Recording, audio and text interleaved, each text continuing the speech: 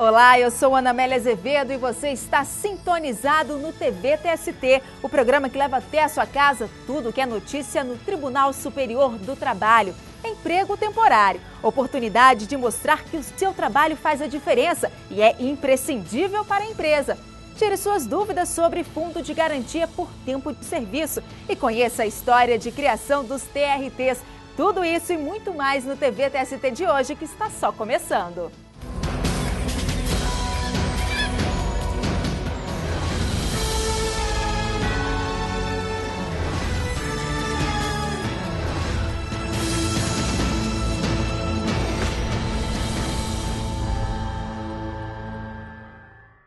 E para começar o programa bem informado, vamos aos destaques da semana no Tribunal Superior do Trabalho. Ministro Carlos Alberto é eleito por unanimidade o novo presidente do Tribunal Superior do Trabalho. A votação secreta foi durante sessão extraordinária do Tribunal Pleno. Senhores ministros, meu irmão Zé Luciano, doutor Eduardo Antunes, senhores desembargadores, senhores juízes do trabalho, senhores advogados, senhores servidores. A nossa primeira palavra, e falo em nome próprio, bem como dos ministros Barros, Levian e Ives Gandra, é de agradecimento pela confiança em nós depositada. É momento também, presidente e colegas ministros, de destacar o simbolismo dessa eleição, enquanto consagra o convívio fraterno que estamos a criar sob a liderança de Vossa Excelência, ministro Darazem. Na condição de presidente eleito, digo aos senhores que têm plena e perfeita consciência dos desafios que me aguardam em missão de cunho rigorosamente institucional.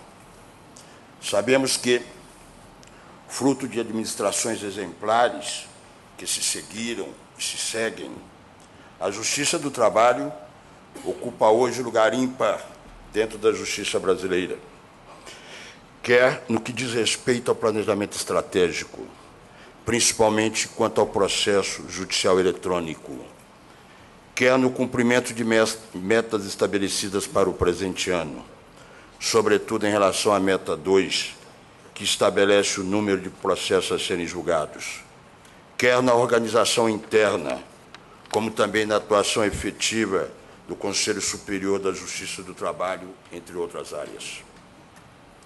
Sei que poder e autoridade, inclusive a moral, podem andar juntos ou separados. Como nos ensina Bobbio, direito e poder são duas faces da mesma moeda. A norma precisa do poder para efetivar-se, e o poder, para ser aceito, precisa de legitimidade. Temos legitimidade para o exercício do poder em decorrência do sufrágio da urna. Essa legitimidade, todavia, há de ser validada no dia a dia por nossa atuação, à medida que entendermos que somos meros delegados de todos os senhores. Estabelecermos o fiel cumprimento das decisões de Vossas Excelências, com quem sempre partilharei o poder. Tenho a certeza de que a alta administração dessa Corte só ganhará força e terá uma ação efetiva se estivermos juntos, com as mãos dadas, no compromisso único de valorizarmos a instituição Justiça do Trabalho. Sei mais, senhor presidente, que tudo podemos fazer desde que dentro da legalidade, convicto de que o interesse público há de prevalecer sobre o interesse de classe ou particular. Sei também que somos um grande continente, composto do nosso TST e dos 24 tribunais regionais, os quais serão objeto de contínua atenção e dedicação de minha parte.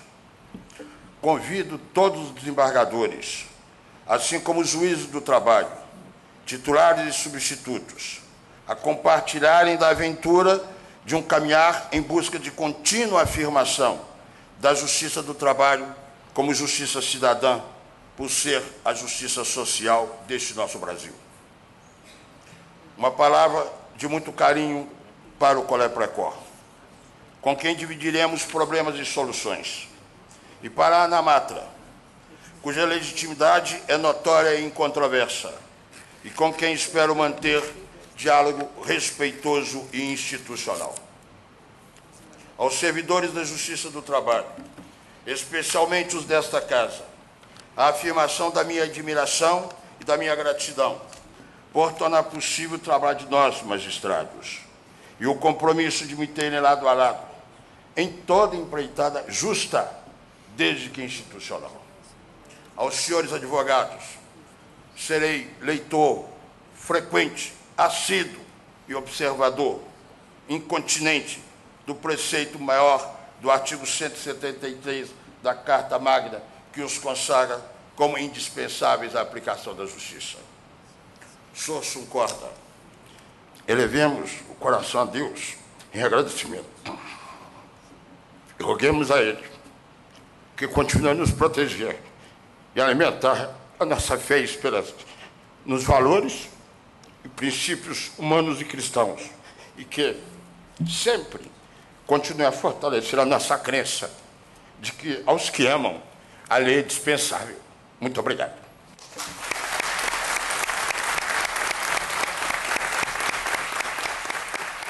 Eu quero, muito rapidamente, desde já, congratular-me com os novos dirigentes do tribunal e augurar ao ministro Carlos Alberto, ao ministro Barros Levenhagen e ao ministro Ives Gandra Martins Filho uma gestão muito profícua e muito feliz. O tribunal sai, neste preciso momento, enriquecido pela demonstração de maturidade, sabedoria, grandeza e de cordialidade, que é o valor que resgatamos em boa hora e que é a razão primordial para um exercício fecundo da nossa atividade jurisdicional e administrativa. Vossas Excelências nem podem aquilatar quão feliz e quão gratificado eu me sinto ao ver o tribunal seguir esta senda, a senda da paz, a senda que nos permite desenvolver as nossas atividades com a desejável e necessária serenidade, com a desejável e necessária inteligência para fazê-lo bem, de modo a atender cada vez melhor e de forma mais eficiente a sociedade brasileira. Mais do que os eleitos, tenho certeza de que, pessoalmente e certamente, os ministros que me acompanharam na direção da casa, me acompanham na direção da casa até aqui, se sentem sumamente desvanecidos e felizes pela obtenção desse resultado altamente auspicioso e que denota não apenas a legitimidade da eleição, mas o grau elevado dos homens públicos que integram o tribunal presentemente. Devo dizer que a transição já se faz há algum tempo no tribunal para a próxima gestão e, obviamente, prosseguirá e se intensificará a partir de agora. De minha parte, estou certo de que dos meus eminentes colegas de direção, esta transição prosseguirá da forma mais republicana e mais elevada como se impõe. as portas do meu gabinete continuarão abertas para o ministro Carlos Alberto e para os demais ministros, a fim de que possamos promover essa transição também de forma eficiente e de maneira a propiciar aos novos dirigentes a necessária preparação, a fim de que não haja solução de continuidade nos projetos e em curso e nos novos projetos que certamente serão encetados pelos novos dirigentes. Agradeço a presença de todos, agradeço especialmente ao tribunal e declaro encerrada a sessão. Fim de ano é uma das melhores épocas para quem está procurando emprego, principalmente se for temporário. É nesse período que inúmeras empresas recrutam funcionários com ou sem experiência para atender a demanda de serviço. Chance em dobro para entrar no ano novo com a carteira assinada.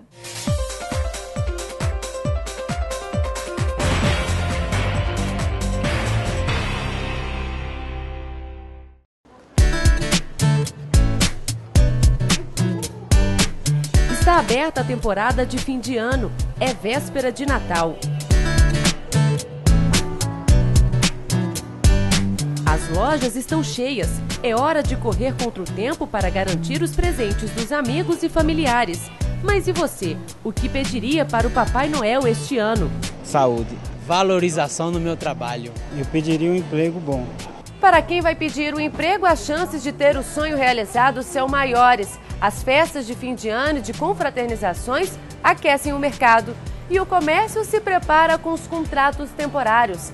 Essa é a época do ano mais esperada por aqueles que estão desempregados ou querem uma renda extra. Priscila não perdeu tempo. Entregou o currículo no início do mês e dias depois já estava trabalhando. É o primeiro emprego dela, mas mesmo sendo temporário, a mais nova vendedora garante que este foi o maior presente de Natal que poderia ganhar. Eu considero um presente de Natal porque no início do ano eu tinha feito todas as minhas metas do ano de 2012 e dentro dessas metas eu tinha colocado que eu queria arrumar um emprego para poder ter mais liberdade para fazer as minhas coisas e comprar o que eu queria, sem depender dos meus pais. E assim, bem no finalzinho do ano eu consegui, então para mim foi um belo presente, porque daí eu consegui completar todas as minhas metas. Eu resolvi entregar os currículos e correr atrás de um emprego nessa época, porque é a época que eles mais contratam vendedores, já que no Natal a loja fica sempre cheia, então sempre está precisando de pessoas para ajudar.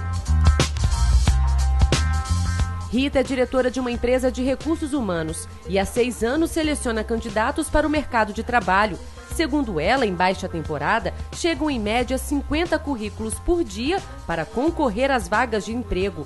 Mas esta época do ano, o número aumenta. Muita gente que está desempregada, né, já quer começar o ano empregado e é uma oportunidade, né? Aumenta muito a procura por emprego temporário nessa época do ano, em torno de 30% a gente recebe a mais de currículos aqui na empresa. Então eu acredito que seja por isso, as pessoas já querem engatar no temporário do final de ano para serem contratadas aí no início do ano. As contratações de trabalhadores temporários para o período das festas de fim de ano devem crescer 5,5%, um acréscimo de 8 mil vagas sobre o total registrado no ano passado, que foi de 147 mil.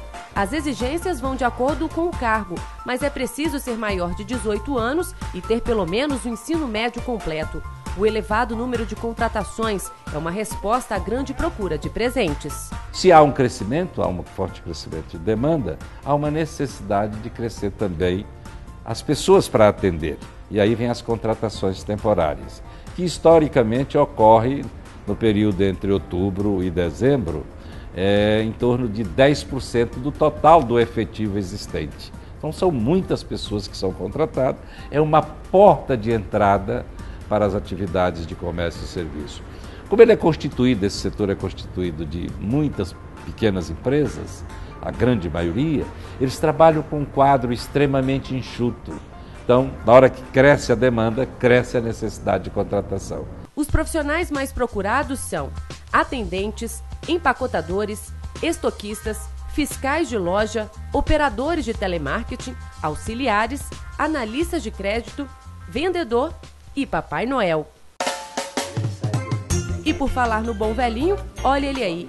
Mas a vida do senhor de barba branca, que mantém o espírito natalino vivo, não é fácil. Primeiro tem que preparar a barba, que é de verdade. Depois a roupa vermelha e o cinto para segurar a barriga. E, é claro, a marca registrada do Natal, o famoso gorro. Tudo pronto. É hora de trabalhar, não é, Papai Noel?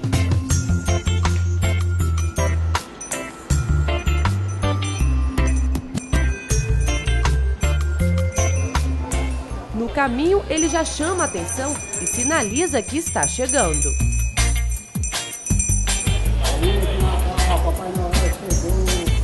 Sentado no trono, ele espera ansioso para escutar os desejos dos pequenos ou apenas tirar uma foto. O Papai Noel se chama José. Ele tem 75 anos. Saiu de Curitiba, no Paraná, para trabalhar durante 2 meses aqui na capital do país.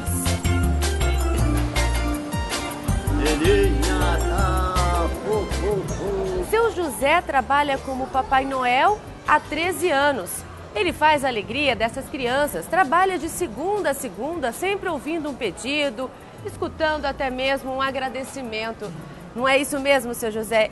Como é que é trabalhar com todas essas crianças nesse período do Natal? É muito gratificante, porque as crianças é a alegria e a vida do Papai Noel. Não é um trabalho muito fácil, né? Não é muito fácil. A gente tem que ter o espírito natalino mesmo, tolerante, paciente, porque é cansativo, mas a gente é escolhido para isso, né? E Deus dá a força e a vitória que nós precisamos, né? Então a magia do Natal, se depender do Senhor, ela sempre vai estar viva. Sempre vai estar viva, é muito legal, muito gratificante. Papai Noel, então vamos dar um Feliz Natal para quem está lá em casa nos assistindo? Feliz Natal! Ho, ho, ho, ho. Um abraço do Papai Noel!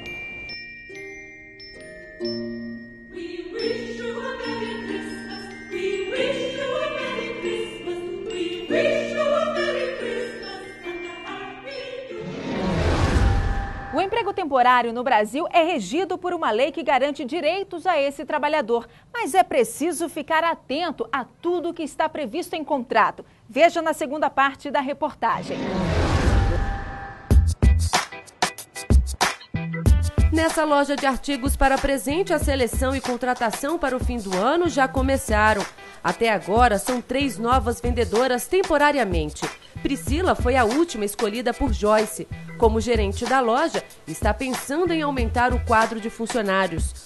Tudo para dar conta de atender os clientes e faturar um pouco mais com as vendas. O Natal representa pra gente 25% do faturamento, né? Então, é uma época de contratar pessoas, né, de ganhar dinheiro, e eu contratei 3, mas eu acho que dependendo da demanda de movimento no shopping, eu acho que eu vou ter que contratar mais um, sim.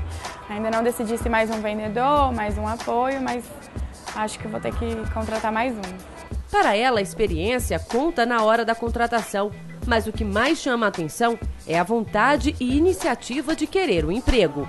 Eu avalio mais uma pessoa que a gente sente que está interessada, né? Como a Priscila, por exemplo, ela não teve experiência, então eu não vi realmente experiência, né? Então eu vi que ela estava interessada, né? Que ela queria trabalhar, que, né, ela tinha os motivos dela e tal, então por isso eu contratei. O trabalho temporário regulamentado por lei tem um tempo determinado de no máximo 90 dias. É uma alternativa econômica para as empresas que precisam de mão de obra para complementar o trabalho dos funcionários ou para uma substituição.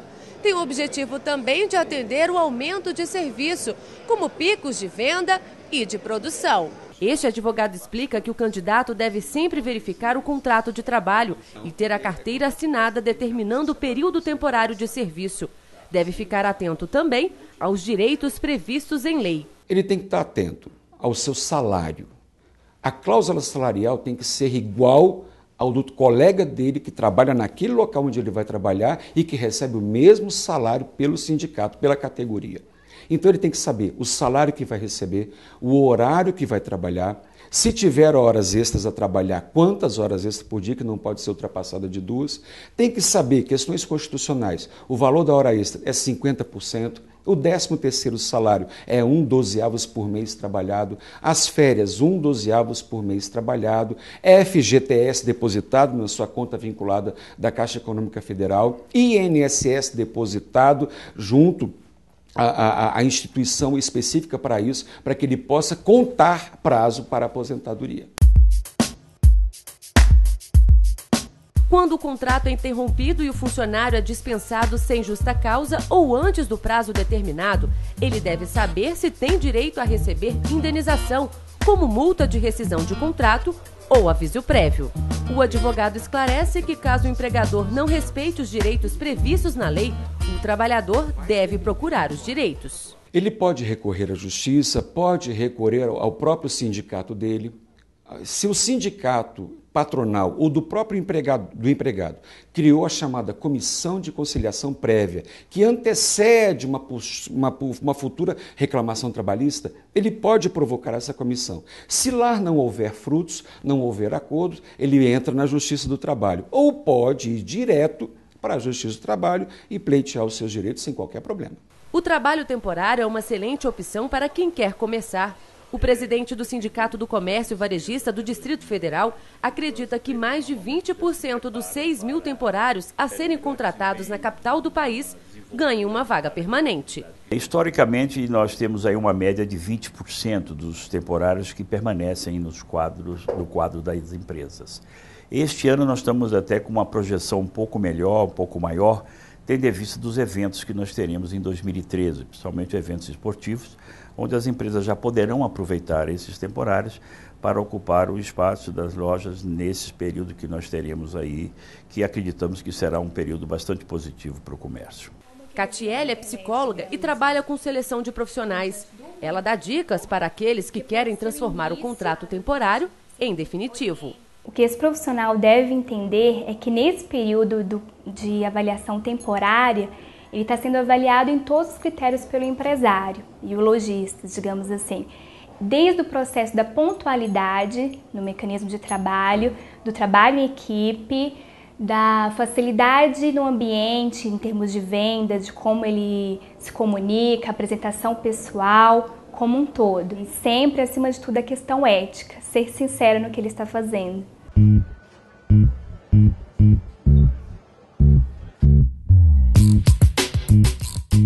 Cássio é gerente desta loja de roupa masculina. Sua equipe é de 7 vendedores, mas não deixa de atender. Já são 5 anos no mercado de vendas. Para ele, o importante é querer continuar no ramo. Cássio, já são 5 anos trabalhando com venda. 3 somente nessa loja. Hoje você é gerente, mas para chegar até aqui, precisou passar por vários caminhos aí, principalmente como vendedor, né? Como vendedor, né? Bom, iniciei em outra empresa e a gente acaba evoluindo no comércio. Comecei como temporário, fui gostando a remuneração, desse trabalho de vendedor. E, bom, cheguei aqui nessa loja, na Aramis, também como vendedor. E muita dedicação, muito esforço, você acaba sendo reconhecido e vai subindo, né? Passei pela subgerência, gerência e hoje a gente está aqui. E por que vendedor? Por que trabalhar com comércio? Você acredita que é uma boa oportunidade, principalmente nessa época do ano em que a procura é muito grande?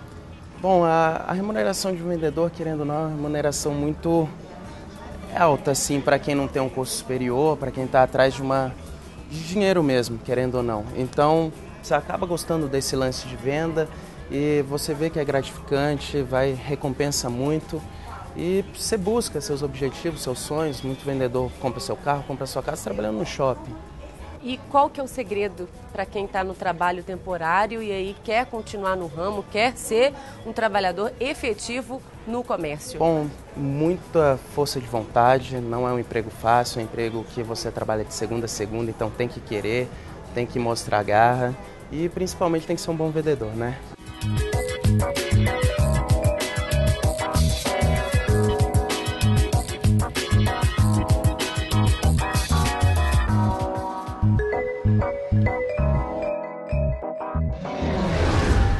De qualquer parte do país, você pode entrar em contato e tirar as dúvidas sobre a Justiça do Trabalho. O lugar é aqui. O Alexandre Batista de Brasília tem algumas dúvidas sobre o FGTS.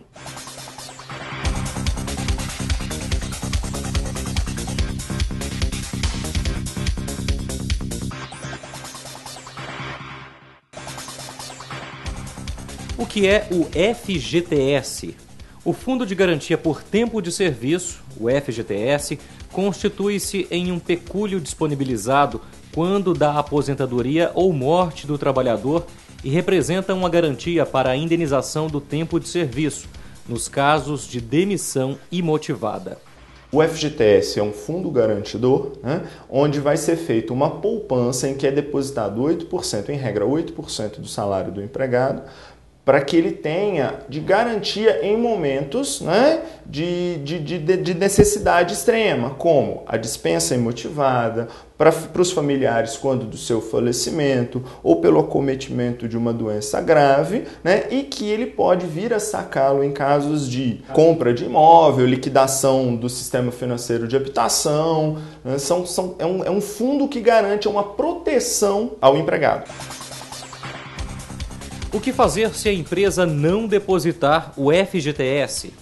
Deve-se denunciar a empresa à Delegacia Regional do Trabalho, que é responsável pela fiscalização das empresas. A denúncia também pode ser feita ao Ministério Público do Trabalho, que deverá mover ação civil pública contra o empregador. Procurar o Poder Judiciário, por meio de uma reclamação trabalhista, cobrar os depósitos que não foram feitos. Faça como o Alexandre e mande a sua dúvida para nós. O caminho é o e-mail tv@tst.jus.br. No próximo bloco tem julgamento no TST. Não perca, em 1 minuto. Até já.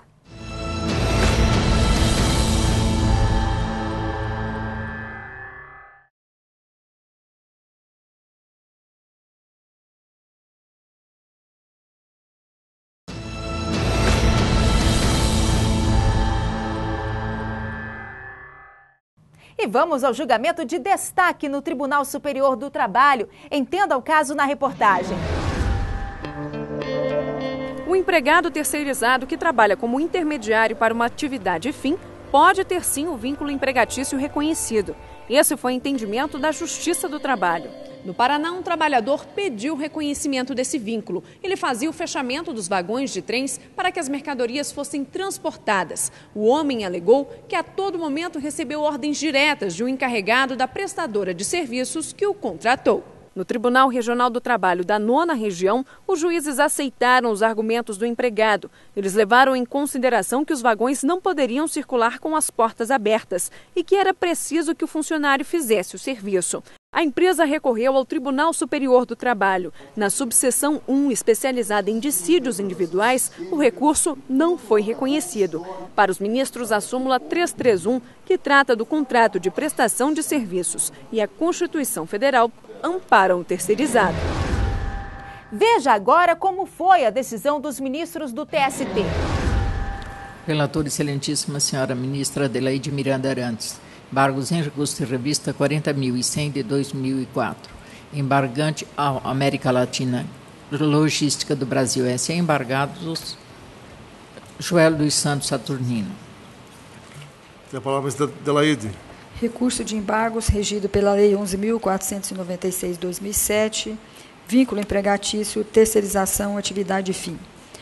Partindo-se da moldura fática delineada pela Corte de Origem e ratificada pela turma, verifica-se que a contratação do reclamante se destinou a suprir mão de obra da reclamada e se encontrava relacionada à sua atividade fim, pelo que a decisão embargada encontra-se em harmonia com o item 1 da súmula 331 do TST.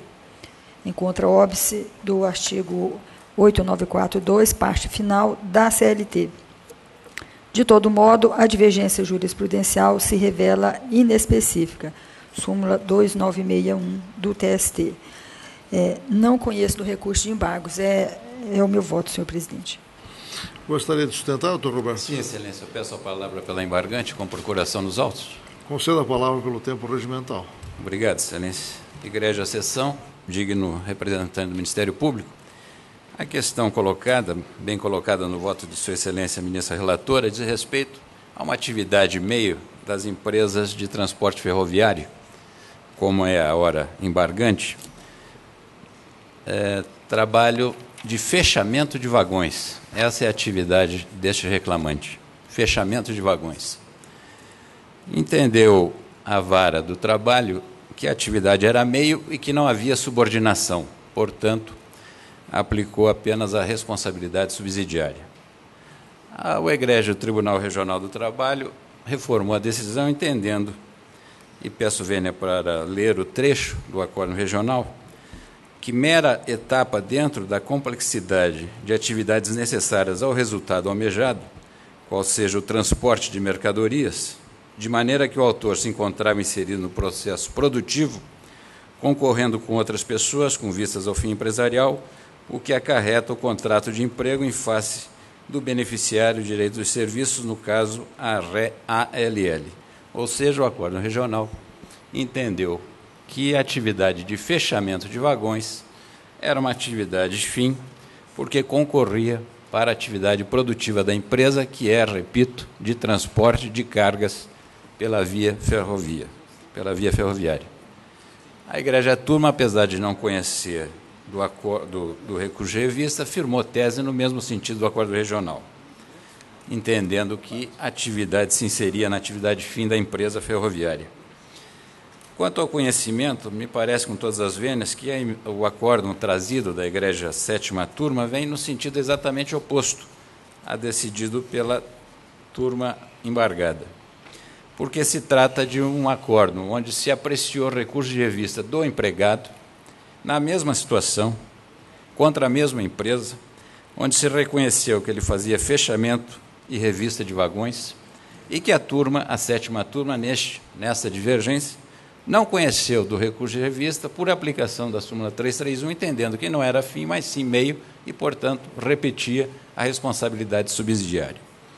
Nos parece, portanto, que o conhecimento se dá pela divergência com o acórdão trazido nos embargos da sétima turma.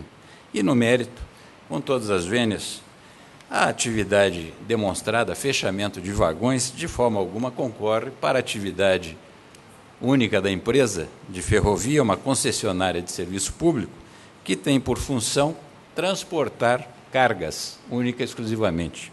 Contratou uma empresa terceira para fazer essa atividade de fechamento de vagões. Claro que toda atividade vai concorrer, ao final, para a atividade produtiva. Mas, com todas as vênias, o fechar vagão não tem com a atividade fim, que é de transportar cargas. Esta é a matéria recorrente no tribunal, e agora de um outro tipo de atividade, que é a empresa ferroviária, que também é uma concessionária de serviço público, que está também amparada pela lei de concessões. Pelo que espera a embargante o conhecimento do apelo pela divergência e provimento para julgar improcedente a pretensão. Ministro relator. Senhor presidente, essa é um acórdão da Igreja Primeira Turma. Eu mantenho meu voto, salientando que a contratação do reclamante se destinou a suprir mão de obra da reclamada relacionada à sua atividade fim, e encontrando, portanto, em harmonia com o item 1 da súmula 331, conforme consta da emenda. De todo modo, eu reafirmo que o único aresto relacionado é inespecífico, e visto que na questão relacionada à atividade fim, limitou-se a aplicar o óbice da súmula 126, sem considerações sobre a função de fechamento de vagões. Então, eu peço vênia ao nobre advogado e mantenho o meu voto. Senhores ministros, há divergência? Vista em mesa, senhor presidente. Vista em mesa para o ministro Renato. Senhor presidente, a dificuldade que nós estamos encontrando na divergência é porque, na verdade, não obstante o acordo da turma consigne que o acordo regional deu notícia que o reclamante elaborava em fechamento e revista de vagões e manutenção do pátio, na verdade, quando abre tese, se fixa na súmula 126. Diz que, tendo em vista que o regional, com laço na prova trazido aos autos, apenas registrou quanto à atividade fim da SPR reclamada, que é outra reclamada, não essa, ser essa genericamente a de transporte, e quanto ao conteúdo ocupacional do trabalho desenvolvido pelo reclamante, que as suas atribuições faziam parte da atividade meio do tomador de serviço. Se nós pudéssemos fazer o confronto com a tese do acórdão regional, poderíamos até achar que há divergência, mas não, me parece que a tese adotada pelo acordo da turma do Orestes Paradigma não permite o confronto, de modo que eu estou acompanhando. A divergência, senhores ministros, é unânime a decisão de não conhecer os embargos. Processo seguinte. E não perca no próximo bloco. O empregador pode obrigar um funcionário a tirar somente 20 dias de férias? A resposta em 1 minuto. Até já!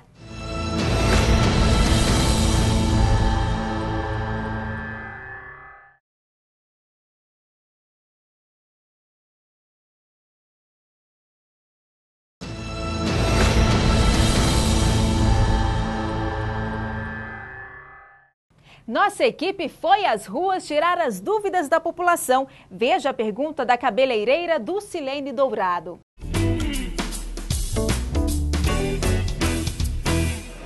Gostaria de saber se o meu patrão pode me obrigar a tirar apenas 20 dias de férias. Exigir que o trabalhador, se quiser tirar os seus 30 dias e não puder ou não puder fazê-lo por exigência do empregador, que só quer conceder os 20 dias, isso aí seria uma atitude contra a lei e passível de reparação. Evidente que o trabalhador sempre saberá se essas coisas atendem ao seu interesse.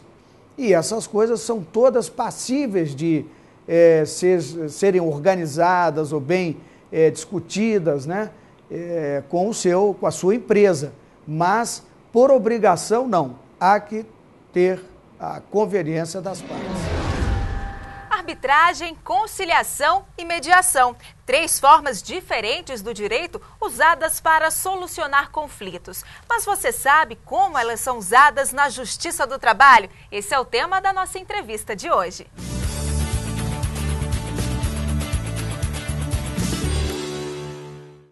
E para falar sobre o assunto, eu converso com o ministro do TST, Pedro Paulo Manos. Olá, ministro, bem-vindo ao TV TST. Muito obrigado. Bom, ministro, então vamos lá. Vamos começar falando sobre a arbitragem. O que é isso? A arbitragem é uma forma de solução dos conflitos. Além das outras duas que você mencionou, a conciliação e a mediação, a arbitragem é a forma de solucionar o conflito por um terceiro estranho a esse mesmo conflito. As partes envolvidas não chegam a uma solução, então submetem o conflito a um terceiro. A arbitragem pode ser arbitragem estatal ou arbitragem privada. A arbitragem estatal é o processo judicial. Então, no nosso processo do trabalho, a arbitragem se dá através do ingresso da parte, o empregado ou o empregador, na Justiça do Trabalho. As partes apresentam as suas razões, as suas provas e o Estado, o juiz, profere a decisão. Há também uma forma de arbitragem que é a arbitragem privada. Há uma lei específica que prevê a possibilidade de se utilizar a arbitragem para a solução de conflitos. A Constituição, no artigo 114, ela, quando cuida dos dissídios coletivos, dos conflitos entre sindicatos, sindicato e empresa, ela diz lá no artigo 114 que, frustrada a negociação, as partes poderão eleger árbitros. Então, é uma previsão da Constituição de arbitragem para a solução de conflitos do trabalho.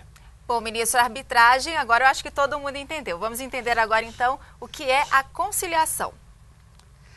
A conciliação é a forma ideal, a meu ver, de solução de um conflito. Por quê? Porque é a solução pelas próprias partes envolvidas nesse conflito. A conciliação pode se dar exclusivamente pelas partes envolvidas ou pode ser obtida através do auxílio de um terceiro. Só que, diferentemente da hipótese de arbitragem, esse terceiro não interfere no conflito. Ele apenas estimula os interessados a que cheguem a um acordo. Então, nesse sentido, conciliação é sinônimo de acordo. É a forma de solução do conflito pelos próprios interessados. E no caso da mediação? A mediação é uma solução do conflito intermediária. Não é uma solução por um terceiro, como é a arbitragem, mas também não é uma solução igual à conciliação, em que aquele terceiro apenas estimula. Na mediação, o terceiro interfere no conflito. Ele faz sugestões, faz ponderações, tentando mostrar às partes a importância e as vantagens de se chegar a um acordo. Mas na mediação, a solução afinal é encontrada pelos próprios interessados. Há várias situações do nosso dia a dia que deveriam, a meu ver, ser resolvidas através de processos de mediação, em vez de se ingressar em juízo. Sabe por quê? Porque em juízo o que nós temos certeza é que o processo vai ser resolvido. Mas nem sempre resolver o processo é sinônimo de resolver o problema, o conflito que há no processo. Já na mediação e na conciliação, não. Quando se chega a bom termo, resolve-se o problema, o próprio conflito. Agora, quem é que define, ministro, qual forma vai ser usada para resolver o conflito? Quem define são os próprios interessados.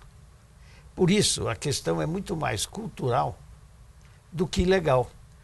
A lei permite qualquer uma das três soluções, a conciliação, a mediação ou a arbitragem. Mas depende da atuação dos litigantes escolher esse ou aquele caminho. Culturalmente, no Brasil, a gente foi levado a vida toda a decidir as questões da seguinte maneira: eu vou à justiça. Nós não temos o hábito de resolver os nossos problemas por nós mesmos. E quando eu falo os nossos problemas, não são só os nossos problemas decorrentes de contrato de trabalho. Os problemas pessoais, familiares, do bairro em que a gente mora. A tendência nossa é ir à justiça. Então, se a gente tivesse uma cultura de solução pelos próprios interessados, nós teríamos como primeira consequência desafogar a justiça. Ficariam para a justiça apenas os conflitos em que as partes tentaram e não conseguiram. Agora, mesmo quando se vai à justiça, é possível no judiciário retardar a solução arbitral pelo governo, pelo juiz, e tentar uma mediação. Eu, por um bom tempo, fui vice-presidente judicial do TRT de São Paulo, e nos dissídios decorrentes de greve, por atraso de pagamento de salário, principalmente de pequenas e médias empresas, a nossa prática era essa. Vinha o conflito, em vez de submeter uma decisão judicial, a gente suspendia o processo e tentava um processo de mediação. Como era esse procedimento de mediação?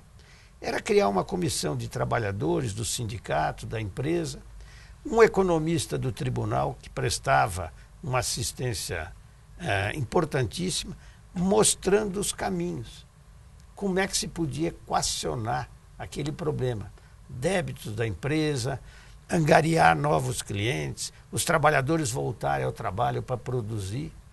E acredite que em 70% dos casos, os problemas eram resolvidos através de mediação. Meses depois, a empresa estava bem de saúde, os empregados trabalhando, recebendo seus haveres, e a gente arquivava o processo sem precisar da arbitragem, sem precisar da solução judicial. Agora, a mediação, ela costuma ser a mais usada na Justiça do Trabalho ou ainda é a conciliação?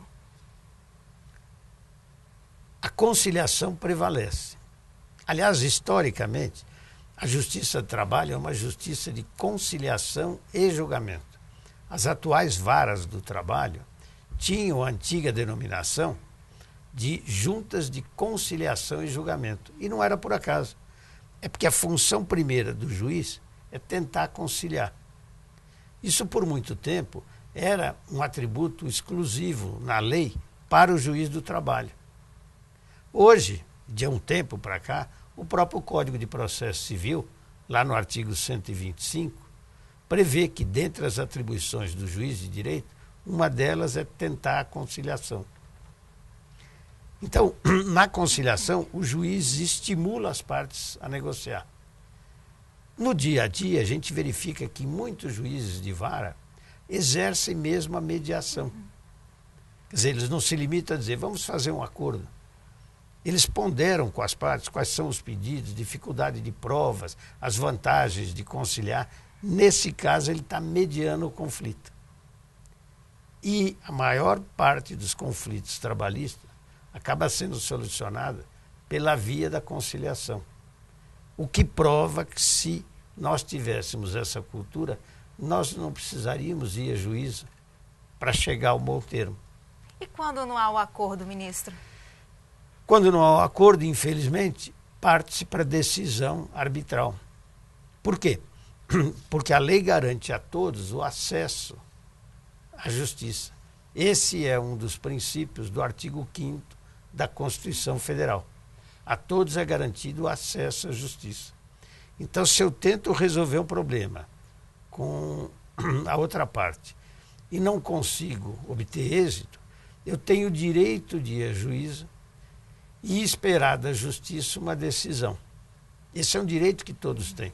Eu não estou querendo tirar esse direito de ninguém, absolutamente. O que eu estou dizendo é que a maioria dos conflitos podia ser resolvida de uma forma mais rápida, mais eficiente e menos onerosa se fossem resolvidos diretamente pela conciliação ou pela mediação. Pois é, a maioria dos conflitos podem ser resolvidos dessas formas. O senhor teria alguns exemplos para passar para a gente? Hoje em dia, nós temos uma notícia recente dos jornais, que foi a dispensa de 850 trabalhadores, se não me engano, pela empresa Gol de Aviação, em função de uma negociação. Ela adquiriu uma outra empresa e, em princípio, não haveria espaço para esses trabalhadores e foram dispensados. Os trabalhadores ingressaram com o processo numa vara de trabalho, se não me engano, do Rio de Janeiro. E o juiz determinou a reintegração desses trabalhadores. Esse, para mim, é um exemplo típico de um problema que deveria ser resolvido pela via da mediação. Por que é que eu estou dizendo isso? Porque uma mediação em que tivesse a empresa, os trabalhadores, o sindicato, o Ministério do Trabalho, nós teríamos condições de aferir os detalhes e verificar desses 850, quantos, desde logo, poderiam ser absorvidos. Que estímulo o Estado poderia dar a essa empresa para que não despedisse essas pessoas? 850 pessoas é um contingente muito grande. Imagine que cada uma dessas pessoas tenha família. Nós estamos falando aí de 4, 5 mil pessoas. Então, não adianta uma solução judicial, né, técnica.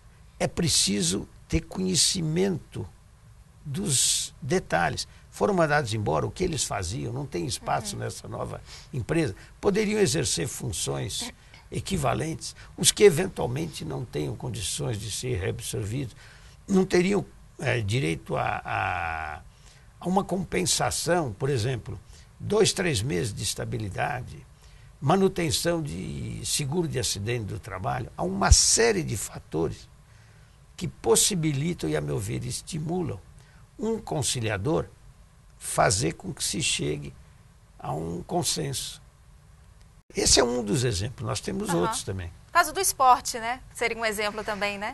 Nós tivemos aqui no TST um caso muito interessante. Era um jogador, o Oscar, que jogava no São Paulo, que por problema saiu e aí foi para o Internacional de Porto Alegre. Houve uma decisão na vara que vinculava esse rapaz ao esporte. Aí o Tribunal Regional de São Paulo entendeu que não, que ele devia estar vinculado ao São Paulo. Acabou havendo um processo de habeas corpus aqui no tribunal. Não importa a questão técnica, importa que todos esses processos ocorridos não resolviam o problema. Os interesses do rapaz, do Oscar, do próprio São Paulo, do Inter. Como é que se resolveu esse assunto? Na iminência do TST julgar, os advogados dos 3 envolvidos, os jogadores e os 2 clubes, pediram para adiar o processo e fizeram um acordo. Então, eles acabaram fazendo uma conciliação dentro do processo. Por quê? Porque os 3 envolvidos, melhor do que ninguém, conheciam o problema. Por mais elementos que houvesse no processo, os juízes, no caso os ministros, a meu ver, não teriam conhecimento suficiente para encontrar a melhor solução. Agora mesmo está havendo um problema entre o Flamengo e um ex-jogador do Flamengo. E o juiz de trabalho teria dito, olha, eu vou suspender, porque houve um processo, uma vara do Rio de Janeiro, o juiz falou assim, eu vou suspender o andamento desse processo para que vocês resolvam isso entre vocês. O que é que o juiz está dizendo? Está se negando a julgar? Absolutamente. Ele está sinalizando que a melhor forma de resolver esse problema é uma conciliação ou, eventualmente, uma mediação. Então, também é um campo interessante para mediação. Pois é, e esses acordos eles podem ocorrer em qualquer fase do processo? Podem. Depois do tribunal julgar o processo, quando está na fase de executar, de cumprir a decisão, nada impede que haja um acordo. E esse acordo, respeitado os princípios aplicáveis, será homologado pelo juízo. Ministro, muito obrigado pela presença do senhor aqui no programa. Eu que agradeço, eu estou sempre às ordens. Bom, e existem atualmente 24 tribunais regionais do trabalho distribuídos pelo território nacional. Veja agora no quadro Memória como eles foram criados e o que mudou na Justiça do Trabalho.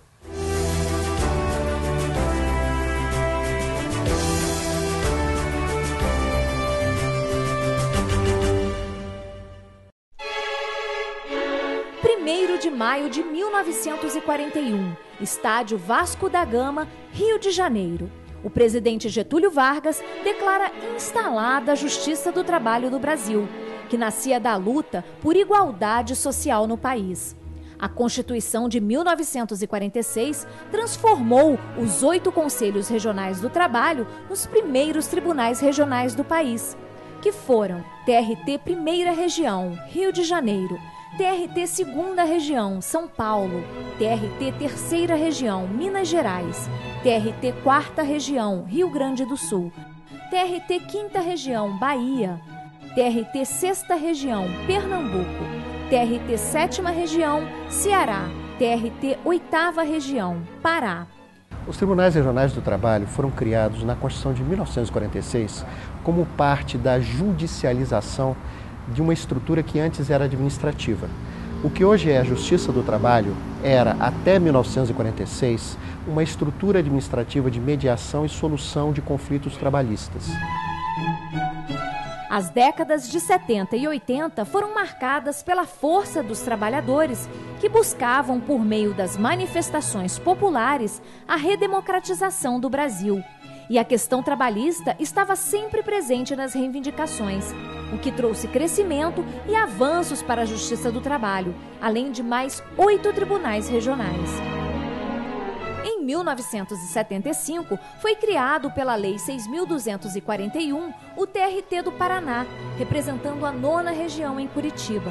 6 anos depois, em 1981, mais 3 importantes tribunais regionais são criados. O da 10ª Região, em Brasília, que atende o Distrito Federal e Tocantins, o da 11ª Região, em Manaus, com abrangência no Amazonas e em Roraima, e também o da 12ª Região de Santa Catarina, em Florianópolis.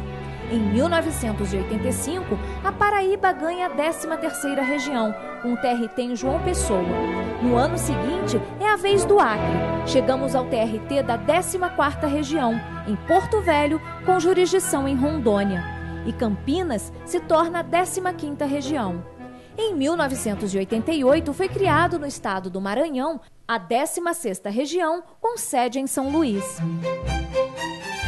A Constituição Federal de 1988 determinou que cada estado brasileiro deveria ter um Tribunal Regional do Trabalho. Dessa forma, mais 8 TRTs foram criados nas regiões que ainda não tinham. Em 1989, foram criados os tribunais do Espírito Santo e de Goiás. 2 anos depois, em 1991, o Nordeste inaugura mais 4 novos tribunais: Alagoas, Sergipe, Rio Grande do Norte e Piauí. Em 1992, os tribunais do Mato Grosso, 23ª Região, e Mato Grosso do Sul, 24ª Região, completaram a estrutura do Judiciário Trabalhista, que além de contar com os 24 tribunais regionais e mais cerca de 1.370 varas do trabalho, também tem o Tribunal Superior do Trabalho em Brasília como órgão supremo da Justiça do Trabalho. À medida em que você coloca um Tribunal Regional do Trabalho em cada estado, praticamente em cada estado, nós temos, em primeiro lugar, uma maior velocidade no exame dos recursos. E esses são os recursos que são a última oportunidade de se discutir fatos e provas. O Tribunal Superior do Trabalho não discute fatos e provas, só discute se o direito foi aplicado corretamente ou não. Então nós temos uma velocidade imensamente maior e temos uma proximidade daquele colegiado de julgadores mais direta com a realidade dos fatos que ocorrem naquele estado.